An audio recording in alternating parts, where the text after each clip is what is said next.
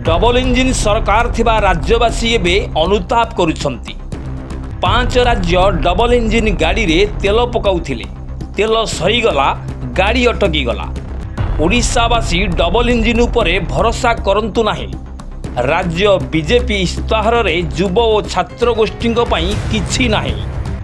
Double engine सरकार को भरोसा कले ओडिशा 20 वर्ष तलकू चलीजिवो बोली कहिसंती कार्तिक पांड्या। ओडिशा रे चलिबो केवल नवीन बाबूंको इंजिन, ना डबल ना सिंगल। नवीन इंजिन सबुठु मजबूत।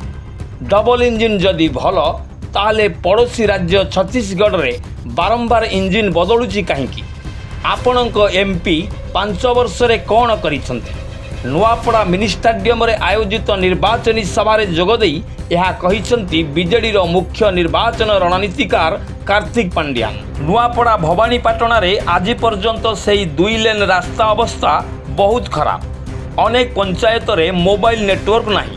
नवीन बाबू को बिजू एक्सप्रेस वे देखंतु, केंद्र सरकार एनएच देखंतु, फरक जना पड़िबो बोली कहिसंती पांड्यान। एहा सह विकासमूलक कार्यर रिपोर्ट कार्ड देई मंदिर, चर्च, मस्जिद, गुरुद्वार आदि सबु धर्मपीठर रूपांतर होईछि बोली कहिसंती वीके पांड्यान।